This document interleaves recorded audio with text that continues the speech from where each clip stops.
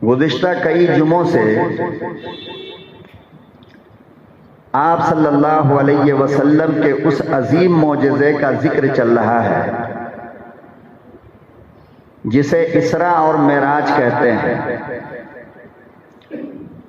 परवरदिगार आलम ने मेराज पे जाते हुए और वहां से लौट कर आते हुए अपने महबूब जनाब रसूलुल्लाह सल्लल्लाहु अलैहि वसल्लम को बेशुमार चीजें दिखाई। उस रात में अल्लाह ने इंसान के किस गुनाह की क्या सजा मिलती है, किस गुनाह के करने पर कैसी सजा बंदे को दी जाएगी, उस सजा की मिसाल अल्लाह रब्बुल आलमीन ने अपने महबूब जनाब रसूलुल्लाह सल्लल्लाहु अलैहि वसल्लम को दिखाई। चुनांचे जब आप तशरीफ ले जा रहे थे तो रास्ते में आपने देखा कि कुछ लोग हैं और उनके बड़े बड़े नाखून हैं, और वो नाखून ये नॉर्मल नहीं है बल्कि वो तांबे का नाखून बड़ा बड़ा। और जितने लोग बैठे हैं ये सारे के सारे उन नाखूनों से कभी अपने चेहरे को नोचते हैं, उनको खून खून कर देते हैं, कभी उन नाखूनों से अपने सीने को नोचते हैं और उसका खून निकाल देते हैं, यहां तक के गोश्त निकल आता है। और ये काम रुक रुक के नहीं बल्कि कंटिन्यू चल रहा है और हर बंदा यही कर रहा है। आका सल्लल्लाहु अलैहि वसल्लम ने जो आपको लेकर जा रहे थे हजरत जिब्रील अलैहिस्सलातु वस्सलाम से पूछा कि जिब्रील ये कौन लोग हैं, इनको क्या हो गया, बिला वजह अपने चेहरे को डैमेज कर रहे हैं, बिला वजह अपने चेहरे को नोच रहे हैं, बिला वजह अपने चेहरे से खून बहा रहे हैं और ये सारा काम खुद कर रहे हैं। कोई अकल वाला ऐसा करता है? जिब्रील अलैहिस्सलातु वस्सलाम ने जो जवाब दिया मेरे भाई, जरा इस जवाब को सुनो और सोचो कि हम में का कोई आदमी इससे बच पाएगा। जिब्रील अलैहिस्सलातु वस्सलाम ने फरमाया मेरे महबूब, ये मूसा की कौम नहीं है, ये नूह की उम्मत नहीं है, ये इब्राहीम की उम्मत नहीं है, ये जकरिया और यहया और दाऊद की उम्मत नहीं है। 1,24,000 नबियों में से ये किसी की उम्मत नहीं है बल्कि आपकी उम्मत है। ये आपके मानने वाले हैं, ये कुरान को मानने वाले हैं, ये रसूलुल्लाह को मानने वाले हैं, ये बैतुल्लाह को मानने वाले हैं, ये सलातुल्लाह यानी नमाज को मानने वाले हैं, ये कुरान को मानने वाले हैं, ये आप पर ईमान लाने वाले लोग हैं और आप पर कलमा पढ़ने वाले हैं। ये नमाज भी पढ़ते थे, ये रोजा भी रखते थे, ये हज भी करते थे, ये ज़कात भी देते थे, ये सदका भी करते थे, ये बड़े अच्छे लोग थे, मगर एक बीमारी इनके अंदर कैंसर से ज्यादा खतरनाक थी।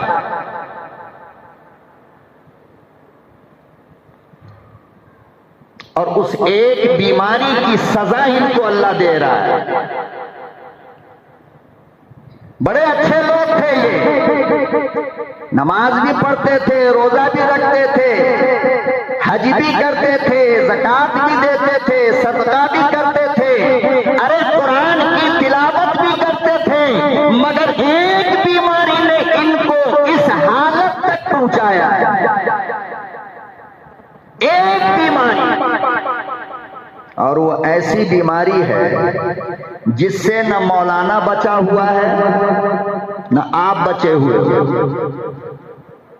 न हाजी साहब बचते हैं, न नमाजी साहब बचते हैं, कोई साहब बचते नहीं। हर एक के अंदर ये बीमारी मौजूद है। बड़े बड़े अपने आप को नमाजी कहलाने वाले, अपने आप को हाजी कहलाने वाले, इतनी बड़ी बड़ी दाढ़ियां, माथे पर नमाज की निशानी पड़ी है, मगर इस बीमारी से बचता नहीं है और इसकी सजा इनको कयामत में इस तरह दी जाएगी।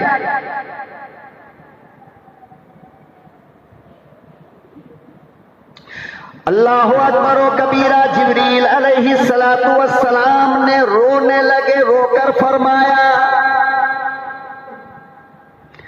काली कमली वाले मोहसिन इंसानियत, बड़े अफसोस का मकाम है, ये आपकी उम्मत के लोग हैं, ये तमाम नेक अमल किया करते थे, मगर एक गंदगी इनमें मौजूद थी कि वो एक दूसरे के पीठ पीछे गीबत किया करते थे। ये लोगों की चुगली किया करते थे, ये लोगों की शिकायत किया करते थे, ये एक दूसरे के सामने लोगों की बुराई बयान करते थे।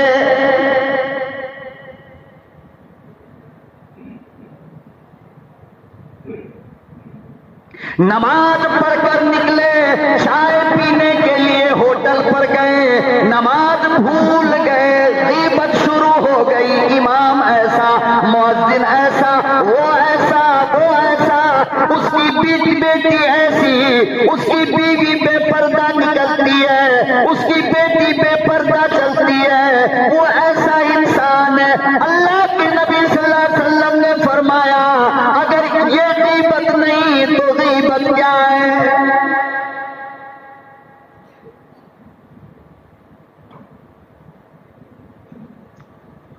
इरशाद फरमाया मदनी करीम सल्लल्लाहु ताला अलैहि वसल्लम ने, लोगों तुम जितने गुनाह करते हो, तुम जितनी बुराई करते हो, जरा अंदाजा तो लगाओ अल्लाह ने कितना पर्दा डाले रखा है। अगर तेरी रात के गुनाह को अल्लाह महल्ले वालों को सुबह में बता दे, रब्बे काबा की कसम रास्ता चलना मुश्किल होगा।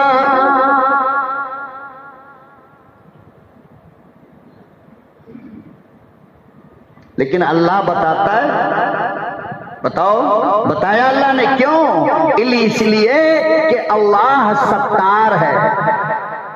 सत्तार के माने पर्दा डालने वाला, और फरमाया कि जब अल्लाह पर्दा डालने वाला है ना, तो पर्दा डालने वाले बंदे को अल्लाह पसंद करता है। बुराई देख लिया मगर पर्दा डाल दिया। हमारी बीमारी तो इतनी खराब है कि बीमारी देखा नहीं, बीमारी है नहीं, मगर शक की वजह कर बीमारी पैदा करता है।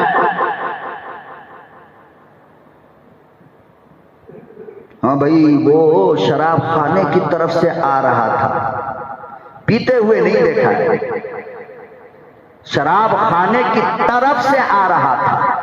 तो अब क्या नतीजा निकाला? शराब पी के आ रहा। मतलब यही है ना? अरे 10 लोगों को कहने का मतलब क्या है? यही मतलब है ना कि शराब खाने की तरफ से आ रहा है। अल्लाह कहता है तूने कितने हराम खाए, मैंने उम्मत को बताया। अगर वो गरीब शराब खाने की तरफ से आ ही रहा था तो तुझे पर्दा डाल देना चाहिए था। लोगों में ऐलान क्यों किया तुझे? हाँ भाई, उस घर के अंदर एक औरत है, बेवा माँ है, अकेली रहती है। क्या है? अब उस घर से कोई बंदा निकला और पब्लिक के अंदर बात फैला दिया, अरे भाई उस घर में एक औरत अकेली रहती है और ये उस घर से रात में निकल रहा था। गोया के मतलब क्या है कि ये बंदा ज़िना करके निकल रहा था। यही है ना? इसके अलावा हाँ तुम्हारा मतलब क्या है? तुम बोलना क्या चाहते हो? यही बोलना चाहते हो ना कि ये गुनाह करके निकला है? अरे हकल का कुआं,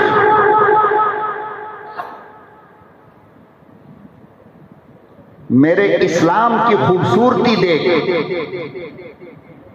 दीन की खूबसूरती देख। फरमाया कि अगर ये ज़िना करके भी निकला है तो तुझे बोलने का हक नहीं। क्यों?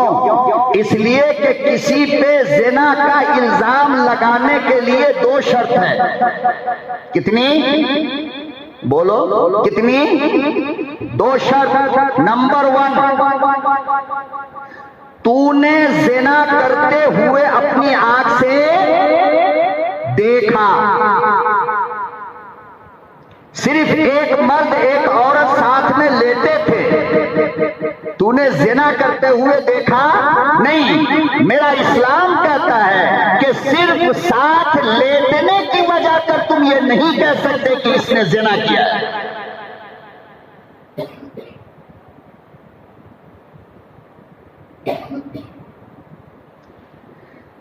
किसी पर ज़िना का इल्जाम लगाने के लिए दो शर्त हैं। नंबर 1 कि तूने वो गंदगी करते देखा। नंबर 2, जब देखा तो तुझे 2 मर्द को लाना चाहिए बुला करके गवाह बनने के लिए। उन दोनों मर्दों को उसी हालत में तुझे दिखाना था। अगर ये 2 काम तूने किया तो कह सकता है, फिर भी दूसरों को जाकर कहने की इजाजत नहीं। खाली घर से निकला तो ज़िना का इल्जाम, वाह साहब, हाथ पकड़ के किसी गैर को घूमते देख लिया तो गंदगी का इल्जाम। अल्लाह के नबी ने फरमाया कि उसकी पिटाई बाद में होगी, पहले इस हजरत की पिटाई करो कि ये गवाह क्यों नहीं लाया। और इतना बड़ा इल्जाम लगा दिया बगैर गवाह के।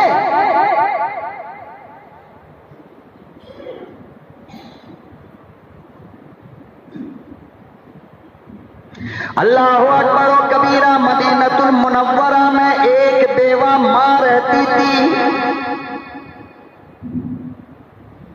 घर में दूसरा तीसरा कोई नहीं। बेवा अम्मा बूढ़ी हो गई, बीमार घर में रहती है। हर रात लोगों ने देखा कि उसके मकान से एक आदमी निकलता है और चेहरा उसका ढका होता है।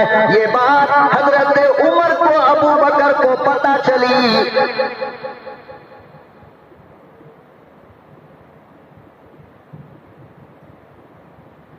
हजरत उमर को ये मालूम हुआ अबू बकर की खिलाफत का जमाना है, हजरत अबू बकर अमीरुल मुमिनीन है। हजरत उमर को डाउट आ गया, वो कौन है, वो क्यों जाता है। आज रात उसे पकड़कर पूछूंगा कि इस रात में अकेली औरत के घर तू क्यों आता है। अल्लाहू अकबर। हजरत उमर छुपकर बैठ गए। जब रात का हिस्सा गुजरा, एक आदमी आया, चेहरा ढका है, अंदर गया। जब वापस आया, हजरत उमर ने पीछे से जाकर पकड़ा। जब चेहरा उठाया, अबू बकर सिद्दीक थे।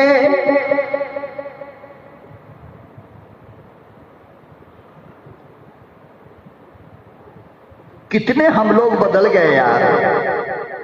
हम लोग कहां जा रहे हैं। पूरा इस्लाम बस नमाज को कहते हैं। नमाज पढ़ लिए साहब तो बड़े जन्नत के ठेकेदार बन गए।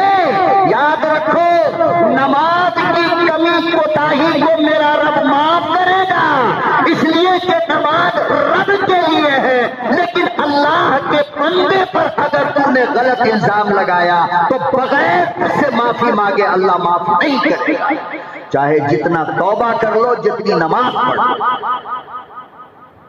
नमाज से ज्यादा सख्त मामलात है। मामलात को सही रखा करो। लोगों की बुराई पे पर्दा डालना सीखो, अल्लाह तुम्हारी नस्लों की बुराई पे पर्दा डाल देगा। दूसरों की बीवी का कीचड़ मत उछालो, अल्लाह तुम्हें भी बेआबरू कर देगा। दूसरों की आबरू पे पर्दा डाल दो, अल्लाह तुम्हारे बेटा बेटी बीवी की आबरू पे पर्दा डालेगा। लेकिन नहीं, हमें तो बस एक मिर्च मिल जाए, फिर हम उसका मसाला बनाएंगे पूरे मोहल्ले में। अल्लाह का खौफ नहीं, मरने का यकीन नहीं है तुमको।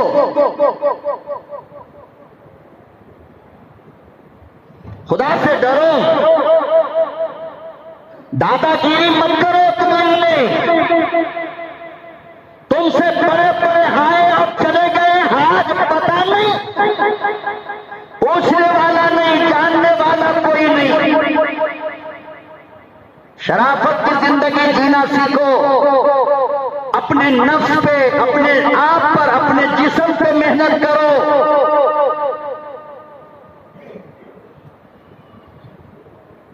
पूछा कि अबू बकर माफ करना, मुझे मालूम हुआ था तो मैं आ गया, आप क्यों आते हो?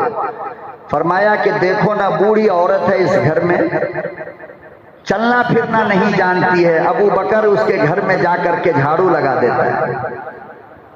कौन है ये? अरे बोलो ना, कौन है? तुम्हारी हमारी जबान में उस वक्त पूरी दुनिया के मुसलमानों का बादशाह है, पूरे अरब का बादशाह है, पूरी दुनिया के मुसलमानों का खलीफा है। कौन है? मेरे नबी खुद बना करके गए खलीफा, लेकिन मेरा खलीफा वो है जो बेवा के घर में जाकर के झाड़ू देता है, उसका जूठा बर्तन साफ करता है, फिर कुएं से पानी निकाल कर उस सर पे डालकर मीठा पानी पीने के लिए बेवा के घर पहुंचाता है। या ये सारे का सारा काम दुनिया से छुपा कर करता है।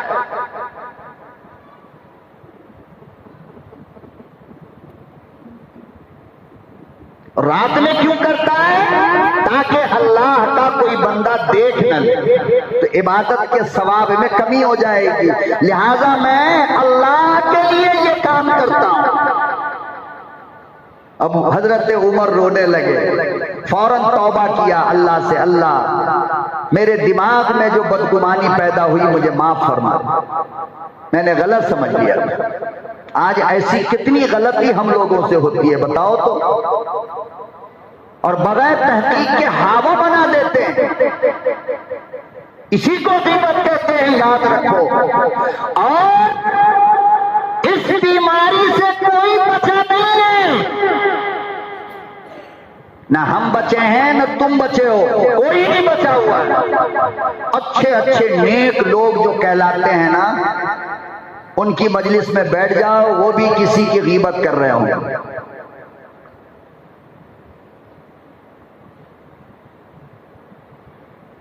और गीबत की वजह कर अच्छे अच्छे खानदान उजड़ जाते हैं, मियां बीवी में झगड़ा हो जाता है, तलाक हो जाता है, गीबत की वजह कर। बस अगर किसी की बीवी के अंदर आपने कोई खराबी देखी तो क्या जरूरत थी उसके शौहर को जाकर बताने की? आप दुनिया में नफरत मिटाने आए हो, मोहब्बत बनाने आए हो। आपकी जबान जब भी खुले तो मोहब्बत की बोल बोलो, मोहब्बत मुंह से निकालो। नफरत बहुत हो चुकी है।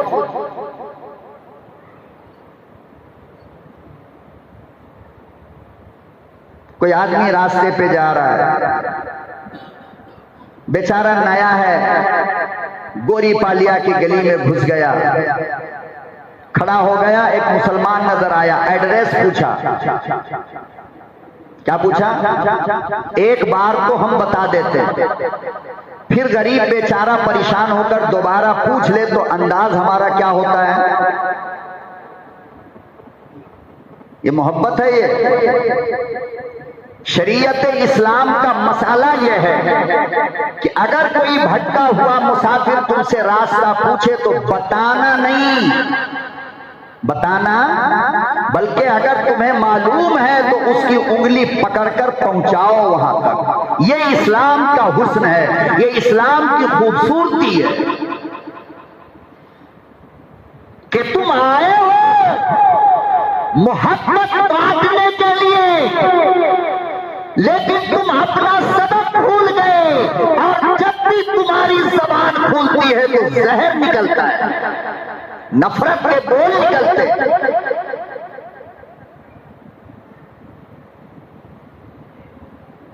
और फिर हम दुनिया फतह कर लेंगे। क्या करेंगे? दुनिया जीत लेंगे। ऐसी हरकत करके दुनिया जीतोगे? दुनिया तुम उस तरीके पर जीतोगे जिस तरीके पर मेरे नबी ने जीता है। किसने? बोलो भाई, किसने? मेरे नबी ने। तुम ताकत की बुनियाद पर दुनिया नहीं जीत सकते, गोला बारूद की बुनियाद पर दुनिया नहीं जीत सकते, चाकू और तलवार दिखाकर तुम दुनिया नहीं जीत सकते। मुझ जैसे मुजरिम और गुनहगार की ये बात लिख लो, आज भी तुम दुनिया ऐसे ही जीतोगे जैसे कि मेरे मुस्तफा ने जीता है। और वो क्या है कि जबान जब भी खोलो तो मोहब्बत के अल्फाज बोलो, चाहे बीवी हो, बच्चा हो, हिंदू हो, मुस्लिम हो, काफिर हो, छोटा हो, बड़ा हो, कोई भी हो, जब भी अपनी जबान खोलना तो मोहब्बत के अल्फाज से। मोहब्बत वो ताकत है मेरे भाई जो बड़े बड़े पहाड़ों को टुकड़ा टुकड़ा करवा देती है। आका सल्लल्लाहु अलैहि वसल्लम अपनी मस्जिद में बैठे हुए दोपहर का खाना खा रहे थे और चारों तरफ से मस्जिद नबवी खुला था। लोग सामने से आते थे, जाते थे, इतने इंतजामात नहीं थे। नीचे जमीन में मिट्टी थी और ऊपर खजूर का पत्ता रखा हुआ, खंबे की जगह खजूर का पेड़ लगाया गया है। हदीस में आता है कि जब नमाज के लिए सहाबा खड़े होते और अचानक बारिश आ जाती तो पूरी जमीन बारिश से भीग जाती थी। सहाबा जब खड़े होते तो यहाँ यहाँ यहाँ मिट्टी लगी होती थी, एक दूसरे का झाड़ा करते थे मिट्टी। मस्जिद इतनी कच्ची और नमाज कितनी पक्की जानते हो कि तलवार मार दिया, तीर मार दिया दुश्मन ने, नमाज की हालत में पता ही नहीं चला। पता, हदीस की बात कह रहा हूं मैं। मस्जिद इतनी कच्ची, नमाज इतनी पक्की कि तीर मारा गया, खून निकलकर फैल गया, लेकिन सहाबी कहता है कि मुझे पता ही ना चला। हमारी नमाज इतनी पक्की है अल्हम्दुलिल्लाह कि एक फोन आ जाए, मोबाइल में रिंग बज जाए तो नमाज क्या होती है? अल्लाहु अकबर, रिंग बजा, फौरन हाथ उठा करके रिंग बंद करते नहीं करते? एक बार किया, उलमा कहते हैं कि नमाज होगी। फिर रिंग बजा, दूसरी बार बंद किया, उलमा कहते हैं नमाज होगी। तीसरी बार फोन आया, अब अगर रिंग बंद किया तो नमाज गई आपकी, नमाज नहीं होती। क्यों? इसलिए कि ये अमले तस्वीर है। ये तुम नमाज के बाहर का काम 3 बार से ज्यादा नहीं कर सकते हो। अगर करोगे तो नमाज नहीं होगी। मिसाल के तौर पर आप नमाज पढ़ रहे हो, सजदे में गए, सजदे की जगह पर कंकर है, क्या है? मिट्टी है या कंकर रखा हुआ है या चींटी वगैरह चल रही है, तो फुकहा ने कहा एक बार हटा दो, दूसरी बार हटा दो, तीसरी बार हटा दो, चौथी बार हटाया तो नमाज गई। नमाज अब नहीं हो सकती।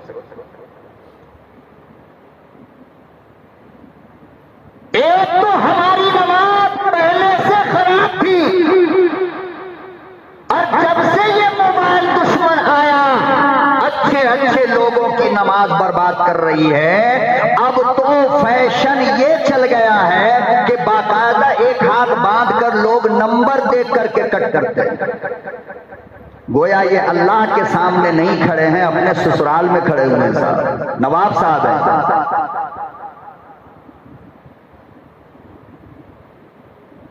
और ऐसी नमाज लेकर अल्लाह के पास जाओगे जिस नमाज में तूने मोबाइल देखा।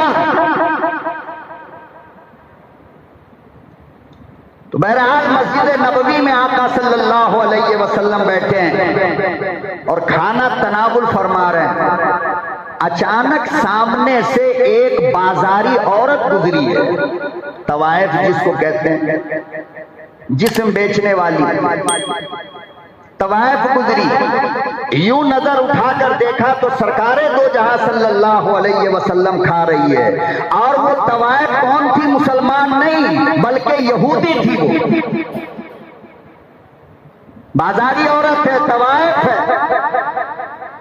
वो जा रही है। मेरे महबूब को खाते हुए देख करके एक जुमला कहा उसने, हाय कि देखो मोहम्मद कैसा है, अकेले खा रहा है, आने जाने वाले को बुलाता भी नहीं।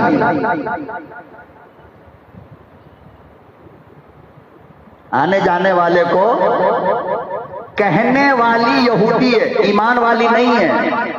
आका सल्लल्लाहु अलैहि वसल्लम ने फरमाया, अरे बोलकर क्यों जा रही हो, आकर के खा लो। आई सामने बैठ गए। आका सल्लल्लाहु अलैहि वसल्लम ने जब बर्तन बढ़ाया उसकी तरफ, उसमें खाना रखने लगे, तो जानते हो क्या कहा उसने? कहा कि ना, मैं तो वो खाऊंगी जो तेरे मुंह में है। बड़ी होशियार थी वो।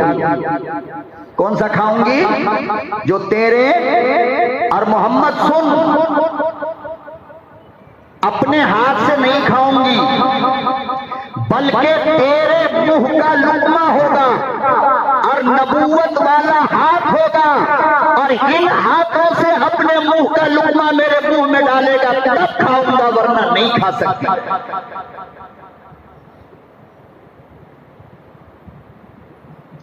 हम और आप होते होटल में, जैसे हम लोग खा रहे होते हैं और कोई गरीब आ गया मांगने के लिए, तो ऐसा लगता है कि जैसे उस गरीब ने हमारी इज्जत लूट ली, हमारी तौहीन कर दी। यही अंदाज होता है ना हमारा उनके सामने। जाओ जाओ जाओ, न खाने पे छोड़ता है, न दुकान पे छोड़ता है, न मकान पे छोड़ता है, जहां देखो इनकी बीमारी लगी हुई है। यही सारी चीजें हम लोग बकवास करते नहीं करते। आज तक किसी ने बड़े होटल के अंदर गेट पर भीख मांगने वाले से ये कहा कि बेटा आओ मेरे साथ बैठकर खाओ? कहा किसी ने? तो फिर किसको कलमा पढ़ा रहे हो? तकरीर सुन के कलमा थोड़ी पढ़ेगा कोई, वो तो तुम्हें देख करके कलमा पढ़ेगा ना, तुम्हारे अखलाक से कलमा पढ़ेगा ना।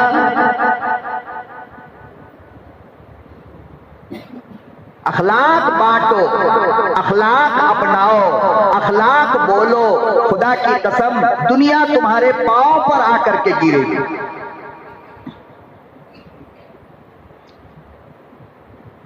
इमामुल अंबिया महबूबे किबरिया हजरत मोहम्मद मुस्तफा सल्लल्लाहु ताला अलैहि वसल्लम ने जो मुंह से लुक़मा निकाला, बाजारी तवाइफ के मुंह में डाला, तो हदीस में आता है वो लुक़मा उसमें अकेला नहीं गया, बल्कि कलमा भी चला गया।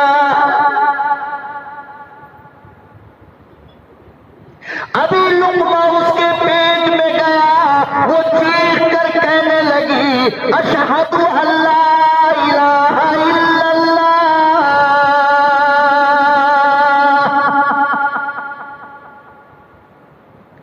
ओ काली कमली वाले, अब मुझे अकेला न छोड़ो, अब मुझे जन्नत के रास्ते पर लेकर चलो। मैं पिछले तमाम गुनाहों से तौबा करती हूँ, अल इस्लाम के दामन में जिंदगी गुजार कर इस्लाम की मौत मरना चाहती हूँ।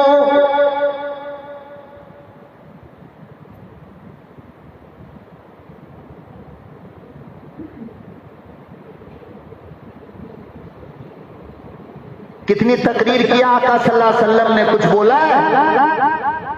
कुछ बोला है? और मैं कहता हूं इसकी आधी मोहब्बत मुसलमानों तुम आज पैदा कर लो, और ये मोहब्बत बाजार में दिखाओ, ये मोहब्बत दुकान पे दिखाओ, ये मोहब्बत अवाम में लेकर के आओ, अपने अखलाक को दुरुस्त करके देखो। अगर दुनिया का नक्शा ना बदला तो मुझे बताना।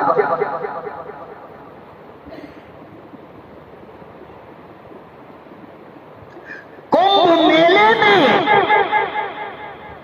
जो इनका कुंभ मेला चल रहा है अभी इलाहाबाद संगम पे, करोड़ों करोड़ लोग आए हैं। मुसलमानों के आने पर पाबंदी लगाई गई कि मुसलमान इस मेले में नहीं आएगा, न दुकान लगाएगा न आएगा, एंट्री बंद। परवरदिगार आलम ने फरमाया कि ठीक है, हम भी जरा कुछ कर दें। जो हादसा होना था हुआ। मैं हमारे बहुत सारे भाई, बहुत सारी हिंदू बहन, बहुत सारी हिंदू माँ, बहुत सारी हिंदू बच्चे, वो हमारे बच्चे थे, वो हमारी माँ थी, वो हमारे भाई थे, दुनिया से चले गए।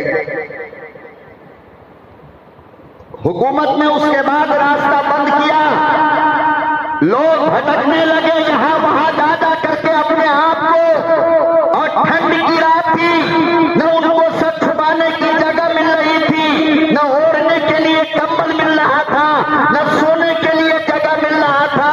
वो जालिमों, इसी इलाहाबाद के मुसलमानों ने अपनी मस्जिद का दरवाजा खोला, अपनी खानकाह का दरवाजा खोला, अपने दरगाहों का दरवाजा खोला, इमाम बाड़ा का दरवाजा खोला, मुसलमानों ने अपने घर का दरवाजा खोला। 40,000 हमारे हिंदू भाइयों को ठिकाना दिया। एक रात में 40,000 कंबल मुसलमानों ने बांटा, लंगर लगा करके इनको खाना खिलाया। मेरे अल्लाह, आज पूरे हिंदुस्तान के सेकुलर हिंदू कह रहे हैं कि जिस मुसलमान को कुंभ में आने से रोका गया, कुंभ का मेला खुद उनके घर पहुंच गया।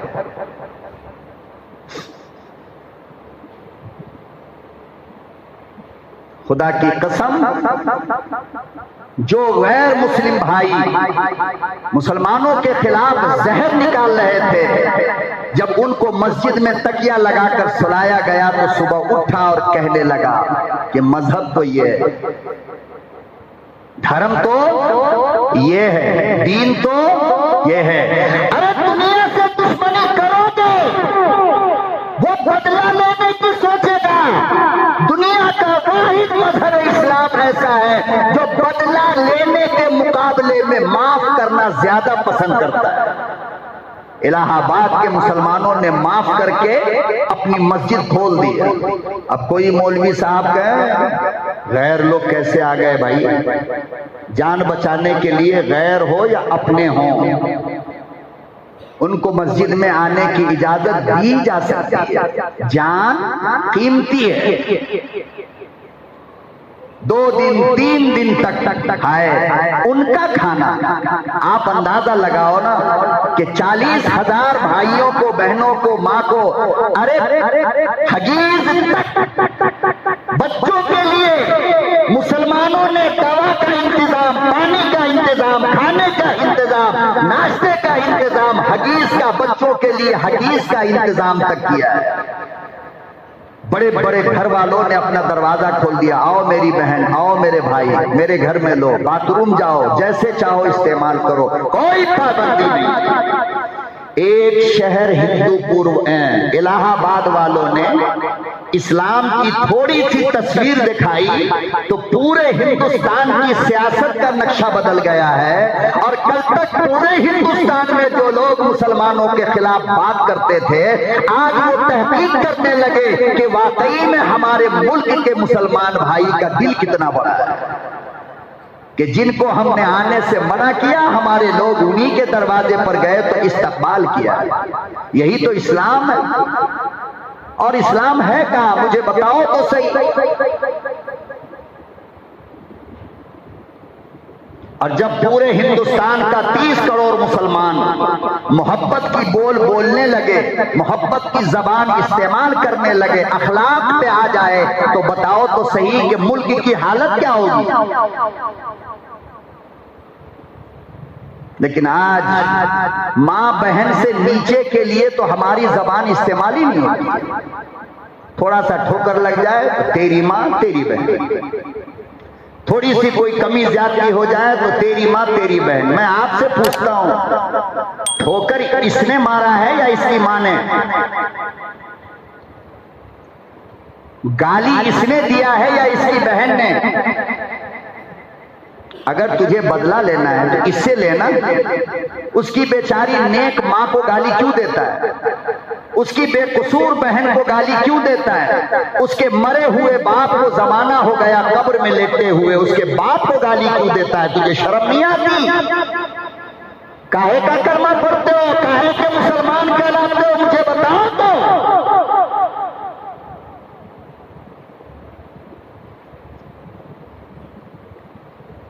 कौन सी खूबी तुम्हारे अंदर इस्लाम की है?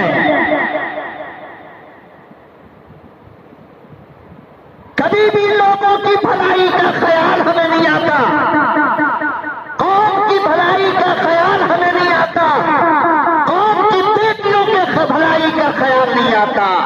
जब देखो जब देखो जब देखो शैतान दिमाग में नाचता रहता है, इसका कैसे बिगाड़ूं, उसका कैसे बिगाड़ूं, उसको कौन सी गाली दूं, उसको कैसे मारूं, उसको कैसे बेवकूफ बनाऊं, उसको कैसे धोखा दूं। बस यही काम हमारा रह गया। बस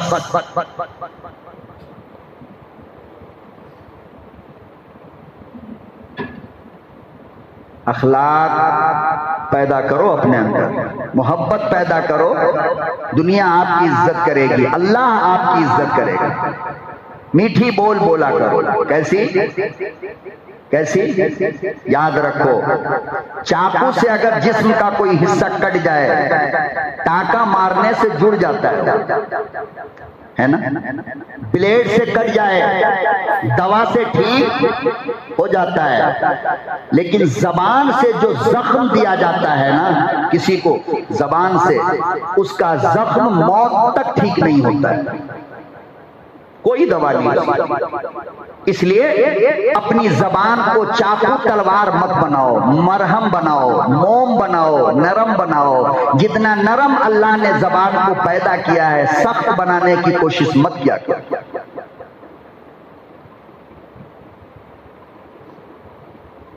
नरमी पैदा करो।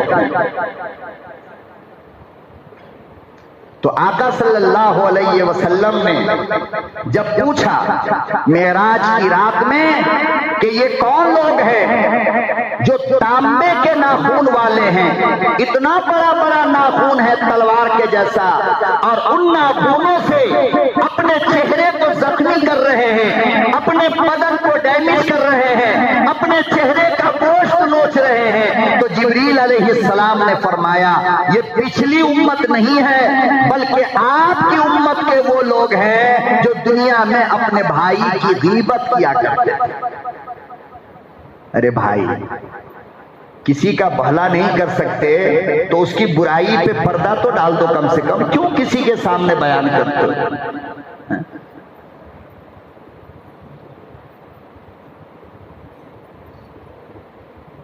किसी की माँ, किसी की बहन, किसी की बेटी, उसको बेआबरू करने में आपको खुशी मिलती है क्या? अरे कोई शराब पीता हुआ मिल गया तो दुनिया के सामने बयान करते हो तुम्हें तो मरनी चाहिए जाकर। तुम उस शराबी को निशान डालो, जब उसका नशा उतर जाए तो प्यार से जाकर के उसको समझाओ कि भाई रात जो आपने किया वो हराम है, गलत है। तो मुमकिन है कि अपने आप को सुधारेगा, लेकिन अगर तुमने उसके नशे को 2, 4, 10 को बोल दिया तो फिर वो जख्मी शेर बन जाएगा, आपका दुश्मन बन जाएगा। किसी की ऐब, किसी की बुराई, किसी की गंदगी मेरे भाई किसी के पीछे बयान मत किया करो। जबान के सामने आकर के, आदमी के सामने आकर के बयान करो। अल्लाह सातिरुन व युहिब्बुस सत्र, अल्लाह पर्दा डालने वाला है और पर्दा डालने वाले को पसंद करता है।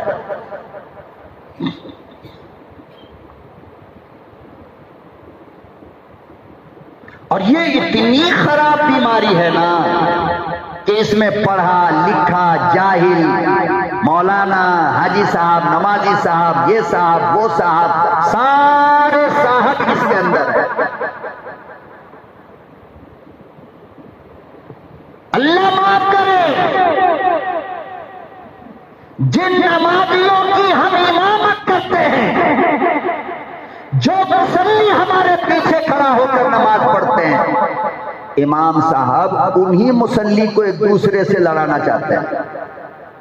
वो ऐसा है, वो ऐसा है, वो ऐसा ही ऐसा। इमाम साहब क्या गड़बड़ कर रहे हो?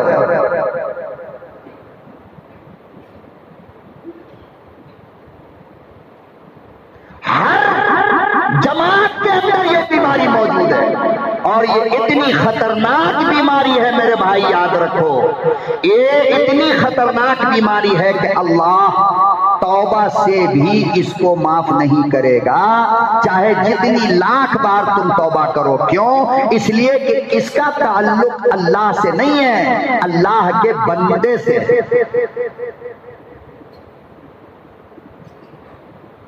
किसे? अल्लाह। अगर भाई आपने अगर मेरी शिकायत की कहीं बाहर जाकर के, तो बताओ इस शिकायत का ताल्लुक हमसे है या अल्लाह से? इसीलिए फरमाया कि नमाज की कमी तौबा से माफ होगी, हज की कमी तौबा से माफ होगी, रोजे की कमी तौबा से माफ होगी, ज़कात की कमी तौबा से माफ होगी। लेकिन जिसका ताल्लुक अल्लाह के बंदों से है वो तौबा से भी माफ नहीं होता जब तक के जिसकी शिकायत की गई उससे जाकर माफी न मांग लिया जाए कि भाई मुझे माफ कर, मैंने तुम्हारी गीबत की थी, मुझे माफ कर दो। तब जाकर के माफ होता है। बताइए तो हम लोगों का क्या हाल होगा मरने के बाद? कहां जाएंगे हम? कितनी गीबत करते हैं सुबह से लेकर शाम तक, उसकी माँ, उसकी बहन, उसका ये पता नहीं, इसके अलावा दूसरा कोई काम है ही नहीं मेरे पास।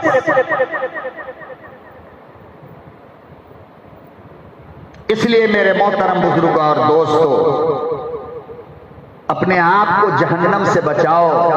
गीबत, चुगलखोरी, शिकायत, शिकवा, इनसे बचाओ। कुरान करीम कहता है, लोगों अयुहिब्बु अहदुकुम अन याकुला लामा अखीहि मैता, क्या तुम में से कोई इस बात को पसंद करेगा कि हम अपने मरे हुए भाई का गोश्त खाएं?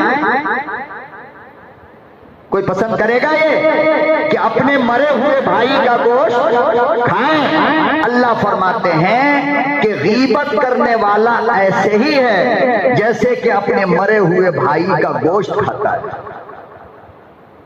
अल्लाह हमारी, हम सब की, हमारी माँ बहन बेटियों की हिफाजत फरमाए। ये बीमारी मर्दों से ज्यादा औरतों के अंदर पाई जाती है। इसलिए आप मर्द हजरात हो, अपने घर जाकर अपनी बेटी, अपनी बीवी, अपनी माँ, अपनी बहन को समझाओ जाकर के कि ये पैगाम आज सुभानिया के खतीब ने दिया है। मैं ये पैगाम तुम तक पहुंचाता हूँ कि अपने अंदर से गीबत, गिला शिकवा और चुगलखोरी की बीमारी को खत्म करो। अल्लाह पाक अमल की तौफीक अता फरमाए। व आखिर दावाना अनिल हम्दुलिल्लाहि रब्बिल आलमीन।